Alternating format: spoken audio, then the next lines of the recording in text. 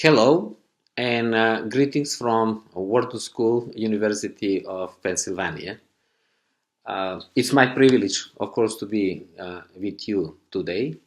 And let me start by congratulating the World Bank Office and Idea for Action Africa for organizing this important event. I'm Djordjija Petkoski, and jointly with Mahmoud Mohedin, the Senior Vice President of the World Bank Group, I am co-chairing the Idea for Action initiative, a joint initiative between the World Bank Group and the Zicklin Center for Business Ethics at Wharton.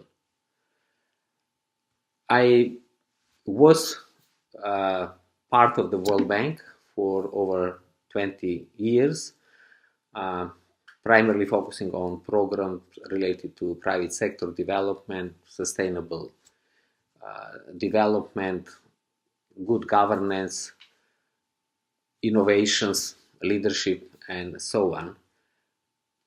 About 5 years ago, I joined Wharton, and there I'm teaching several courses related to issues such as social impact, the business ethics, responsibility, the role of business in development, managing change, and so on. A little bit of history. Over 35 years ago, when Jim Wolfenson was the president of the World Bank, we launched the first program for children for Bosnia and several countries in the Balkans, so that the children can help their parents understand the importance of peace. And at the same time, we also launched programs for students and young professionals in Eastern Europe and former Soviet Union, so that they can engage more productively in the process of transitioning to market economy. And now we are here with the idea for action, a long, exciting, and never-ending journey of engaging young people. The Idea for Action was launched in 2014, which means kind of a year before the Sustainable Development Goals were officially launched. And the reason why we started earlier was basically because we wanted the young people to be part of formulating the SDGs and start getting the ownership over the SDGs. The real engines which drive the Idea for Action programs are young people, often organized through Idea for Action clubs. I already mentioned, and they are with you, the Idea for Action Africa, and most recently, of course, Egypt and Brazil. The logical question is why someone should engage in the Ideas for Action. Well, the initiative really provides a platform for young people to take a leading role in the global and local development agenda, provide opportunities for generating new ideas, creating and sharing knowledge, and taking action on the ground for higher impact. Last year, we have, I think, around 100 proposals. We reached over 2,000 people around the world, so it's very massive. Opportunities for networking and, as I mentioned, knowledge exchange. The top 3 winning teams are invited to come and present their ideas at a special Idea for Action event during the IMF and the World Bank annual meetings. And of course, while in Washington, we create opportunity for them to interact with experts from the World Bank and international finance corporations, so that they can further improve their proposals and hopefully get better ideas of how this can be financed. The very recent activities of the World Bank in the space of blended financing, I think, create additional opportunities for access to finance. The best 8 proposals, meaning the finalists. The projects are featured in Idea for Action book published by the World Bank. We launched the book during the annual meetings and, of course, then distribute around the world. Interestingly, the book is already becoming part of the curriculum in many universities globally. Personally, I use the book for my teaching at Wharton.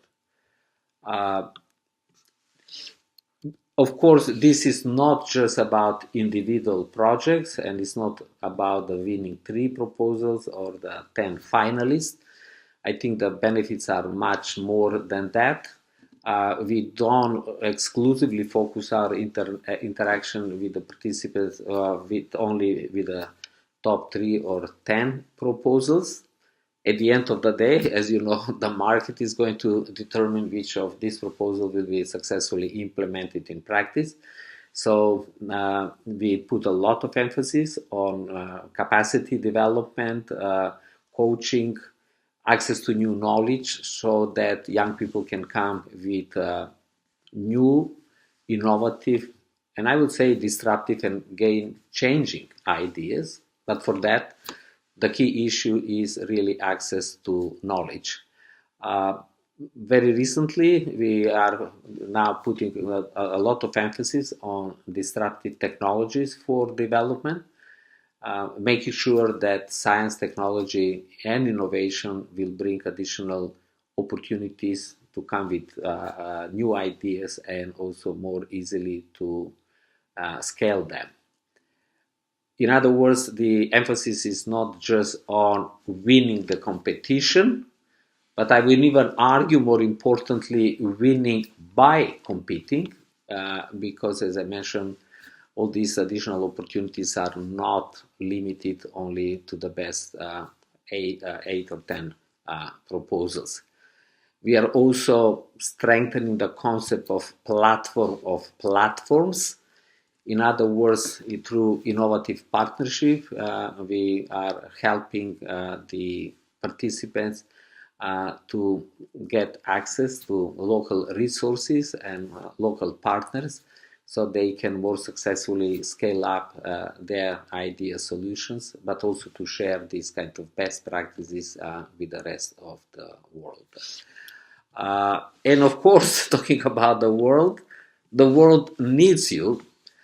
We need you to really redefine the fundamental concept of innovation, leadership, and partnership for development, to address the 2 fundamental issues where the World Bank is paying particular attention to: shared prosperity and fighting poverty.